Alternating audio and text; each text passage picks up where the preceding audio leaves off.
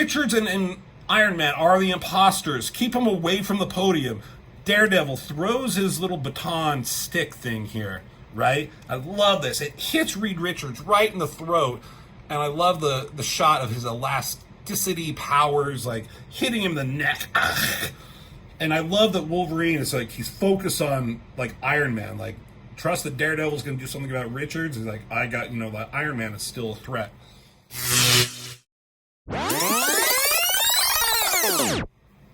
Hey everyone, welcome back to Northman Reviews. We are looking at Infinity War number 2. We're going through the 6-issue mini-series of Infinity War, which is the sequel series to the Infinity Gauntlet, which was great and amazing. And if you want to go check out like that whole series, my brother Rob did it on his channel some time ago, so go check it out on his video. I might look at it later, but not anytime soon. But Infinity War, the comic, has nothing to do with Infinity War, the music. The music, oh my god, I could not talk. The movie, Infinity War, the movie. Aside from the heroes and everything that's going on. Thanos in the movie was the main villain. In this, it's this motherfucker known as the Magus. And in the first issue, Thanos was here, and he discovered, and he met up with this guy called the Magus, and he had this, like, this plan to take over the world, the universe, and we don't know what his ultimate goal is, but we just know that he has a lot of power and he's really dangerous, and he has this, like, doppelganger of Thanos who looks exactly like him, but at the same time he's attacking Earth's heroes. It started with Iron Man and Wolverine, weird demonic versions of them, attacking them. It had, Spider-Man had one following him around. Look at this crazy motherfucker. Reed Richards was attacked by a doppelganger here. They had a tussle, and one grabbed a gun and shot the other. We're not really sure which one is which. Wolverine took out his that was attacking him, but Iron Man lost to his doppelganger, and he was replaced. Like, Wolverine's disappeared, vanished, but Iron Man's, like, took him over and replaced him and transformed into him, right? And the Magus, like, he has, like, control of all these crazy variations of the heroes. And then Reed Richards, he's calling in all the heroes, Avengers, X-Men, X-Factor, everyone, to come in for a meeting to talk about the danger that's approaching. Dr. Doom teams up with Kangaroo the Conqueror because they need to be allies because they want the power that the Magus has, so they're working together. Adam Warlock and the Infinity Watch, who have possession of the Infinity Gems, they are met with Thanos, and Thanos like, I need your help to take out this threat. That's the first one.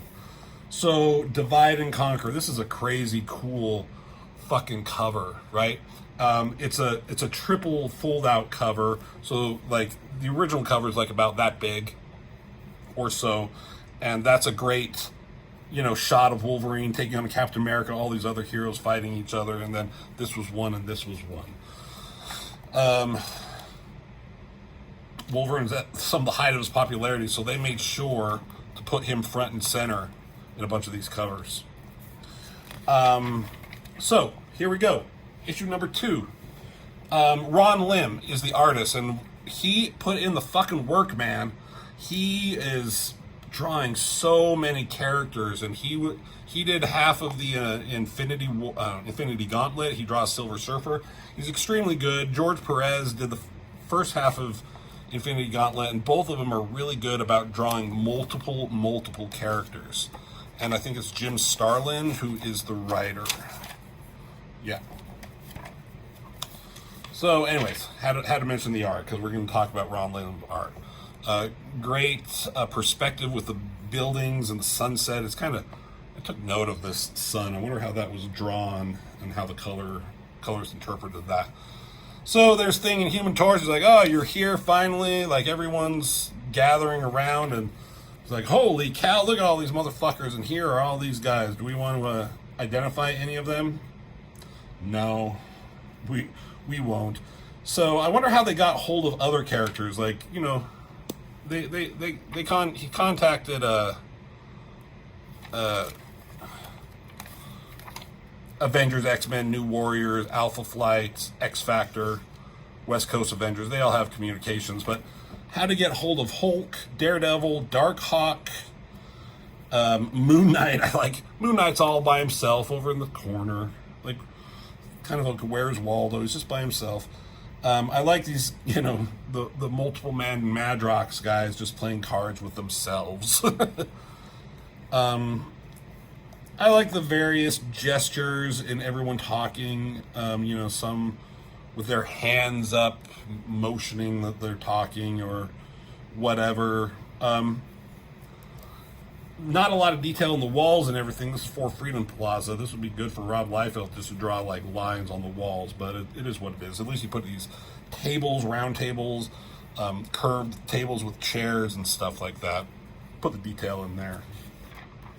But Hulk's getting restless. He's like, let's get this fucking show on the road. He's like, we're still waiting for everyone, so just settle down. And Mr. Fantastic's like, hey, Hulk, you can go if you want, but, you know, you're going to regret it. He's like, you're fucking threatening me, Pencil Neck? He's like, no, but just what I'm going to be telling you, like, involves everybody and the fate of the universe. And Reed Richards here at this podium, they just kind of make a point that his hand is hovering over this little button or something. And who are we still waiting for? Iron Man, Wolverine, Hawkeye, and Spider-Man. Lightweights ought to start without them. I mean, are they lightweights, Hulk? Come on, man. And then elsewhere, you got Doom and Kang, and they're tracking these energy sources. They're working with each other. But it's a funny gag that's kind of going on between the two of them. They're both like warlords, major villains in Fantastc Four and Avengers. So they're talking with each other and cooperating, but then it says, so it would seem Doom, but we'll not let that stop us. And then a thought bubble from Kang. It says, such a Neanderthal. And then it says over here, Doom thinks in his mind about Kang, the pompous fool. Like, they just have these like thoughts about how they don't like each other. They think each other are dipshits, and they're planning on betraying each other the first chance they get. So they track some energies and like, we got to get going if we're to get this power to ourselves. So then we go to Monster Island, and that's where Thanos met up with Warlock and the Infinity Watch, and he basically tells them the Magus lives. Now, I had no idea who the Magus was before this, and it didn't explain it in the first issue, other than it seems like he's someone, like a villain of Adam Warlock's. I mean, it also looks like he's a villain straight out of fucking He-Man. Doesn't that look like a He-Man character? What would his name be? Magman. I don't know. Just with that belt and the shorts and the boots and everything, that just looks like a He-Man villain. But they're going to explain who the Magus is and where he came from in this issue, because he was a villain in Adam Warlock's comics in the past. And they kind of talk about, he's like, the Magus cannot live. I destroyed his timeline. You were there. So they're giving a little bit of history already. He's like, yeah, but he's here, and he's going to alter the face of reality. Thanos is talking about how big of a deal this is, but some of them are like, well, we can't trust Thanos. Like, he's too dangerous. Drax doesn't like him. He was created to destroy Thanos. But they're like, yeah, Drax, but right now we need him, so you can destroy him later. And that's what he says. Like, okay, smash Thanos later. Like, I can live with that. Moondragon here, I guess she was part of the Avengers, and she suggests, let's go to the Avengers for assistance. And they're like, and they both say at the same time, that is a terrible idea. And they're like, they don't really trust me, and as for Thanos, they'd probably attack him before we could even begin to explain what's going on. So they don't want to get Earth's mightiest heroes involved at this time. So we're like, well, what do we need to do? It's like, well, we need more information about the Magus, and the only way we can do that is with Pip the Troll here. This motherfucker has the space gem.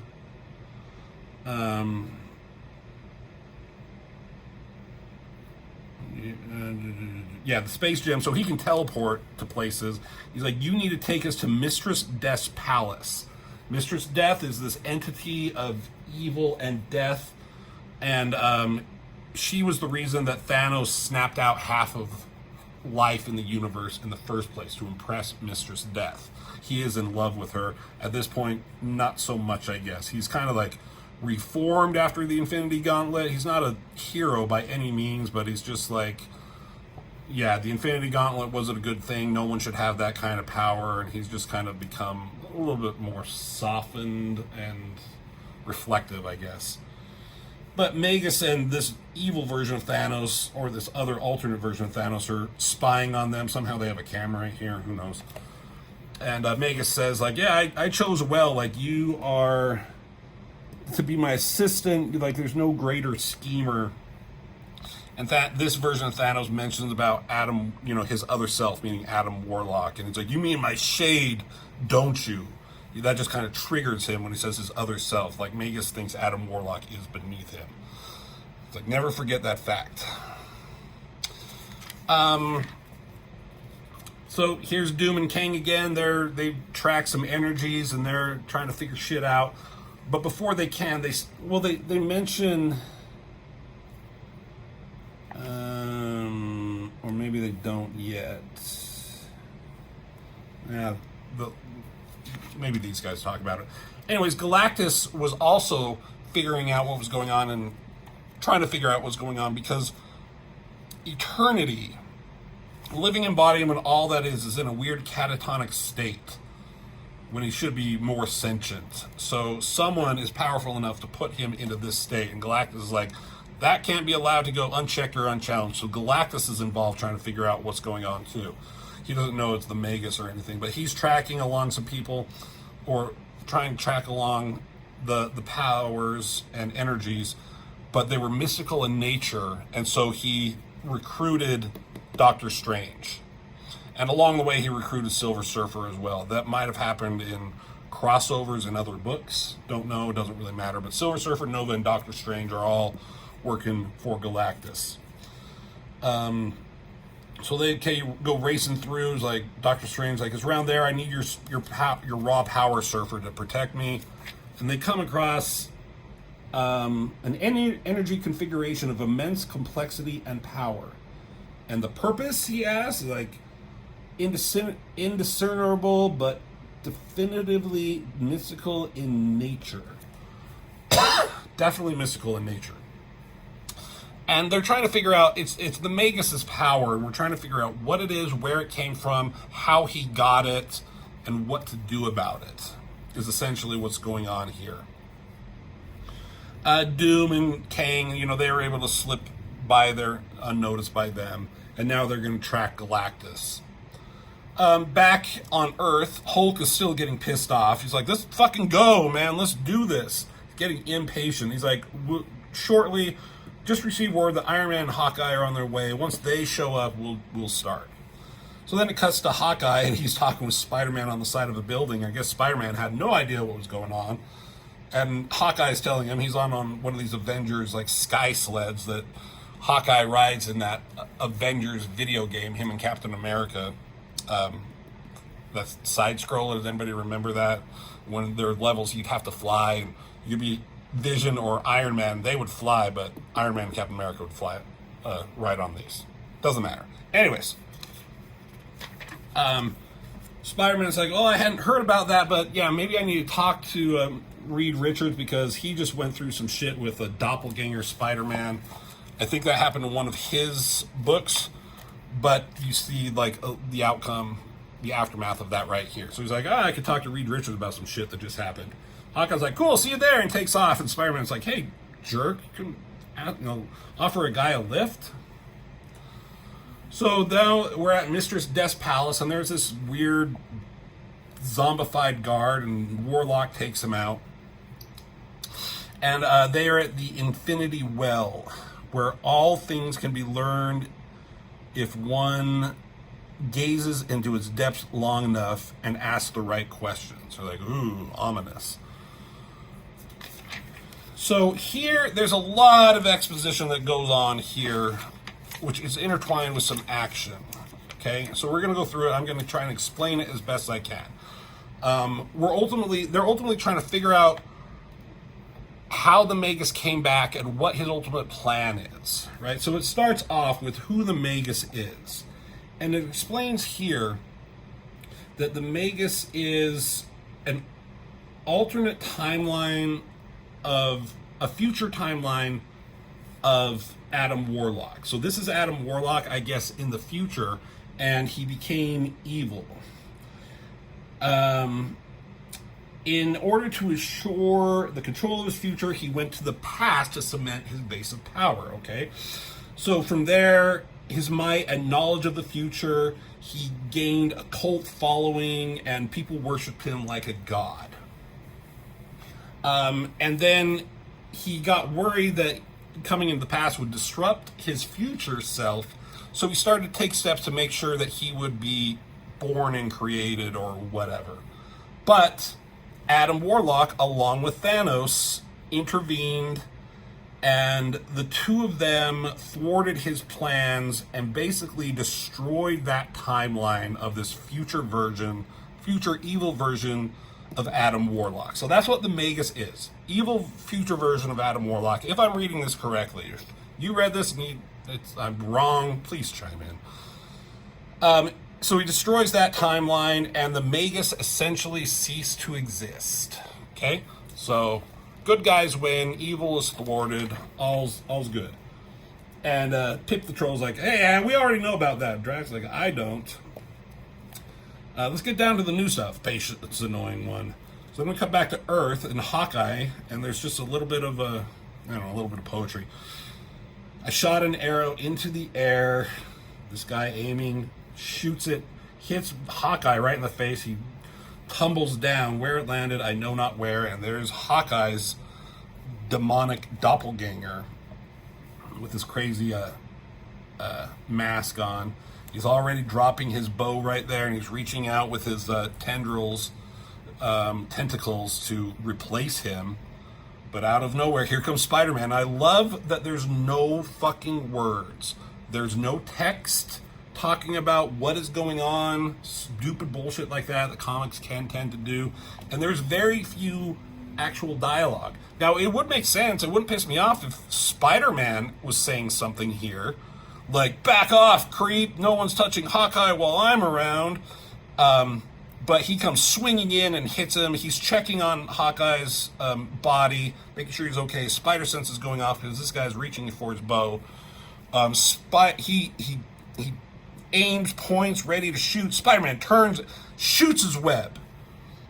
And here, I wouldn't be pissed off if, like, Spider-Man said something here. It's like, nice chance, jerk, or jackass, or something. And I love this. The web hits the arrow. It must be like some kind of exploding arrow or something. It's building with energy there. So great storytelling. And it kind of erupts right there, knocks him off the edge as stuff is burning. And here's where Spider-Man says something like, oh, great going, Spider-Man. Now I'm not going to get any versions from that bogus Hawkeye now. So he goes over to Hawkeye, and there's fucking Iron Man. Right? And we know that Iron Man is no good. He's been replaced by a doppelganger. His spider sense is going off.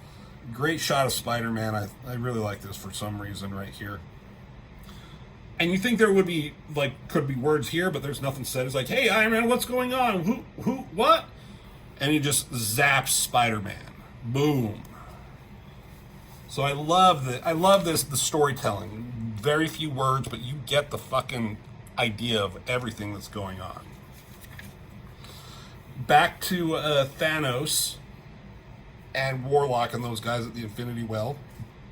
And they continue the story about how after that, Thanos got the Infinity Gauntlet and became a god, and recaps what happened in Infinity Gauntlet, just in case you didn't know. Thanos lost it, and Adam Warlock came away with the Infinity Gauntlet, and for a brief time, he was like God, more or less. For a short time, he was the end-all and be-all reality, its master. Okay? But like Thanos, Warlock was a flawed being not worthy of the mantle of supremacy. So I remember after Infinity Gauntlet, in the first issue, I think, of Warlock and the Infinity Watch, is when Warlock basically went into this other nether space, I don't even know what to call it, where the Living Tribunal and Eternity and other crazy celestial entities live. And they debated whether Warlock should have it, you know. And Warlock almost went to blows with Living Tribunal, which probably would have destroyed everything. But at the end, Warlock gave up his powers, and Eternity deemed that the Infinity Gems could no longer be used as one to create the Infinity Gauntlet. No one would be able to have those powers. But the powers still work individually, so he created the Infinity Watch, giving them to Moondragon, Gamora, Pip, and Drax. The 5 of them have it, with the 6th one being given to a mystery person that only Warlock knows. Still old news, Pip says. But then they explain, but what none of you are aware, that a dramatic change happened in the brief time that Adam Warlock was omnipotent and almighty. A change happened within him. He truly strove for perfection, and the only way to be perfect, he subconsciously expelled both good and evil out of him, because only logic would make perfection for one to be supremely powerful. So this is what that's showing. There's Adam Warlock, there's his evil self, and there's his good self. Both were subconsciously and totally expelled from his being. But that's the Magus, I guess. That's kind of weird. So the Magus was a future version, but now he's also his evil self. I kind of don't understand that. So if you understand what's going on here, you can tell me. The darkness that is the Magus would not easily die. And so he's like, oh, no good or evil within me. That explains a lot of late, he says. So this new expelled version of Magus, I guess, found himself at like a crossroads of time and realities that like didn't even exist, like monstrous realities that didn't even exist before his resurrection. And then this Infinity Well, maybe it's lazy writing because the writers don't want to know what specifically happened, or he just was keeping it a mystery. It's like, the Infinity Well is supposed to know everything, but he's like, what happened after that can only be speculated. For unfathomable reasons, I can only occasionally glimpse into these other realms that he was visiting. And Pip even says, some all-seeing entity you got here, Thanos. And so what can you tell me about the Magus' time on those different realities and planes? Like, only what he wants me to see. But he came into a source of near infinite power. And he wrestled the might from 5 separate realities. He's like, 5? Are we talking about dimensional infinity gems? Like different infinity gems from other realities? It's like, no, the way different frequencies differ is like, what? It's like, I cannot answer that. They do explain it later. But there's 5 of them specifically, he says, of near infinite power, and the Magus got that power somehow. And the Magus is monitoring all this. He's like, okay, I think they've learned enough. He wanted them to go here. He's kind of baiting them. He wanted Thanos to go to Warlock. He wanted them to go here because he has an ultimate plan for what he wants to happen. He's like, okay, they've learned enough. And while they're in Mr. Death's palace, I think it was Gamora or Moondragon. I think it must be Gamora with her power of...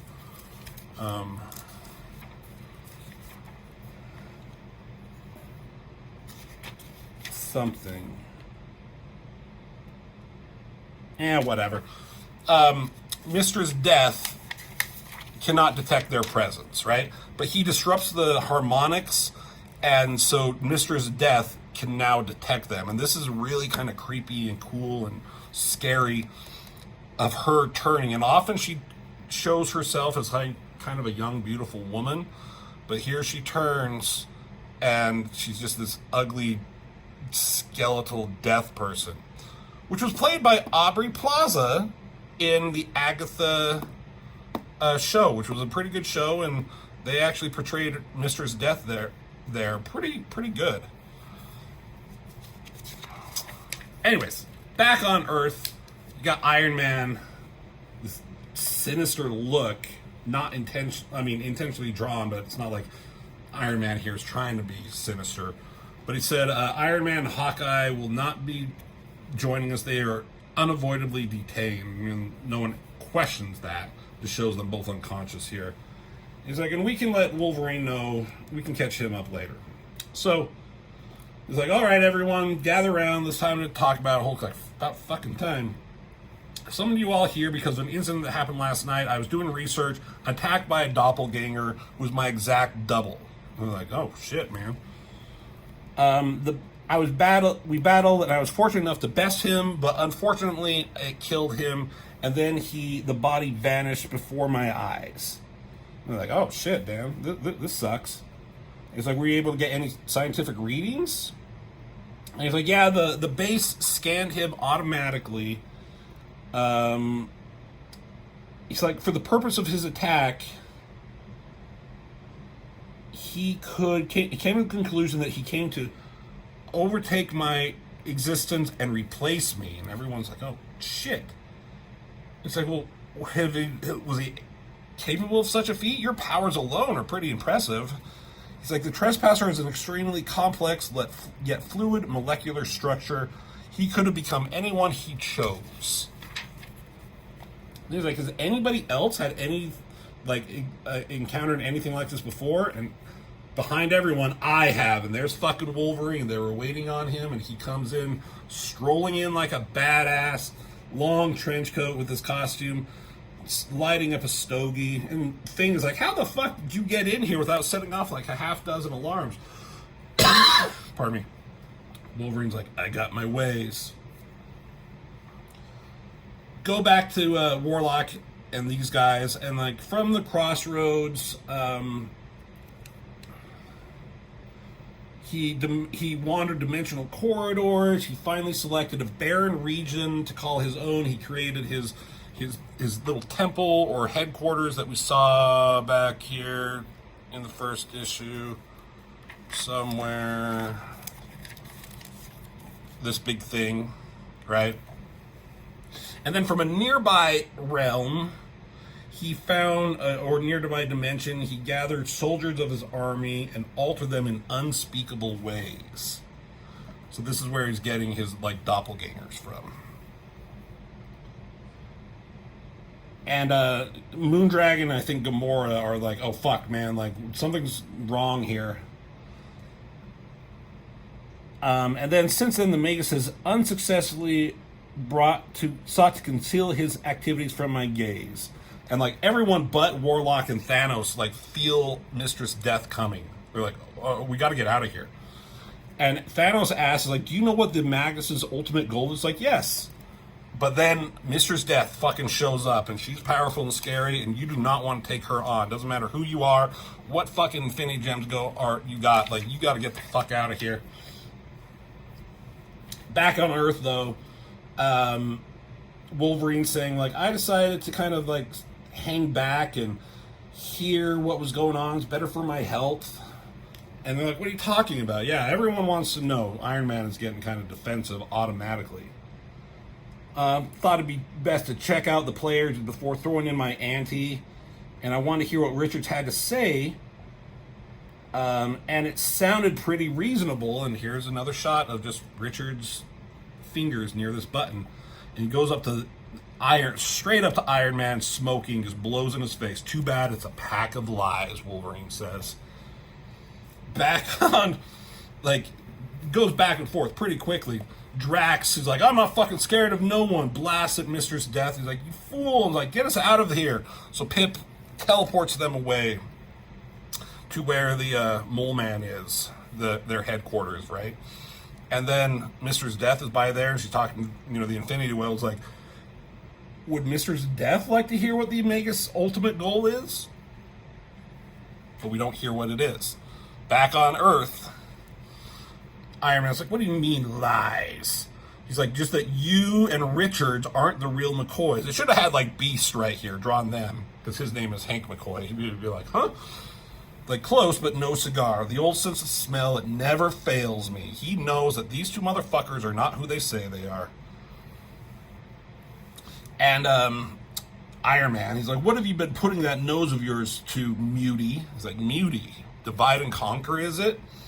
I think it's pretty obvious who the imposter is. You may as well give it up, pal, Iron Man saying. Jabs Wolverine in the fucking stomach. He's getting pissed off. And then people are like, how can we tell? They all look the same, but here's Daredevil in the back, and he's thinking, and he's like, but do they smell the same, Cap? Can Wolverine's olfactory sense be more acute than mine? So I love that Wolverine is, like, his sense of smell is really good, but Daredevil has one also, his other senses. So he's like, oh, damn, wasn't able to detect that, but Wolverine was? So that kind of shows that Wolverine's is just a little bit better. Richards is arguing, like, if I'm an imposter, why would I call this meeting? He's like, yeah, good point, or a clever move, Colossus says. And it's like, I'm telling you, these bozers are fake. The nose knows, huh? Surely there must be some kind of test we can run. Where's Doctor Strange? He's big in the Sixth Sense department. That's right, he's got the Eye of Agamotto. And another running gag, Speedball here. Whenever somebody says something, he's like, what? Eye of what? Like they talked about it.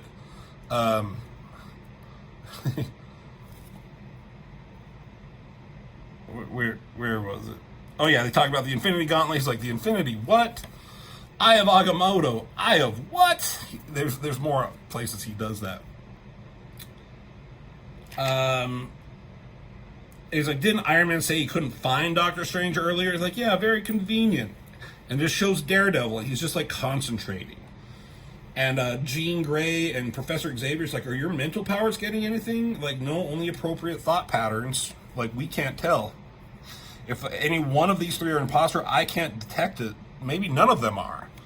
But Wolverine, he's fucking sure. It's like, who sent you? Back off, shorty. Gambit's on with Wolverine's like, I'm with Wolverine. Major nuttiness, Hulk says. Everyone's like, She-Hulk's like, everyone calm down. Back to Daredevil. Concentrating. Using his, like, lie detector sense or whatever. Just focusing, concentrating. And he's like, good Lord! Freaks out. Goes back to Thanos and these guys. And they're like, no, man, what are you doing here? It's like, well, I just had to inform you that Reed Richards has called an emergency meeting. There's a major crisis brewing. It's like, that's too much of a coincidence. It's like, I agree. So they say, Moondragon, why don't you and Pip go there, since you were an Avenger or something, I guess, and go talk with them, find out what's going on. So they go to, like, find out. So as Daredevil was, like, fucking freaking out, good Lord, he's like, Richards and Iron Man are the imposters. Keep them away from the podium. Daredevil throws his little baton stick thing here, right? I love this. It hits Reed Richards right in the throat, and I love the shot of his elasticity powers, like, hitting him in the neck.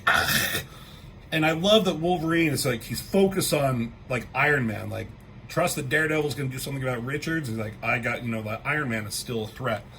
But Iron Man, before it can do anything, blasts Wolverine into Colossus or, no, just random X-Men and people, not Colossus.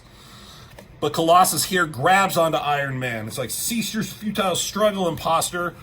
And Hulk is getting mad. He's like, hey, watch it! He's just getting angrier and angrier. Cap jumps in on Hulk, trying to stop him from losing his temper. He's like, get off my foot, you blasted idiot! And Hulk just, like, swings, throwing fucking Captain America, Iron Man, and Colossus off of them.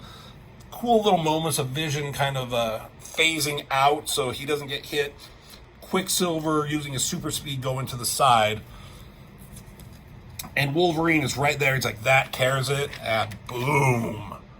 All out brawl. Wolverine going at Hulk, U.S. Agent hitting fucking Gambit, Rogue, and Nova. Does anybody remember the Living Laser?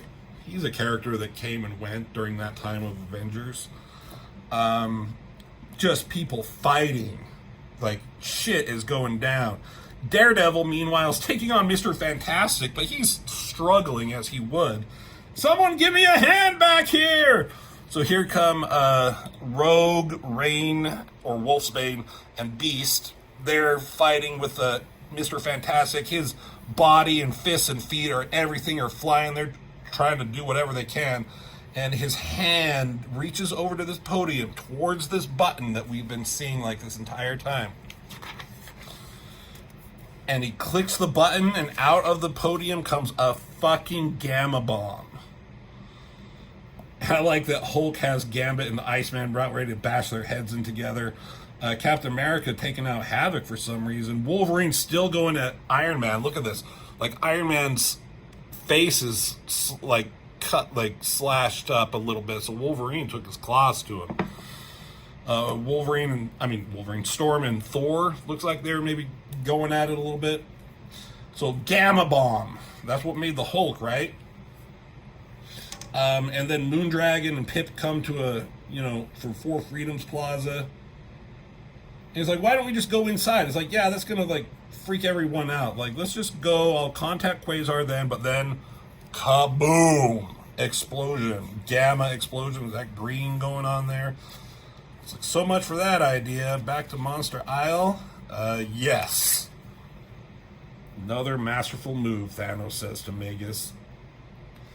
The game is far from over. In fact, things are just beginning to get interesting.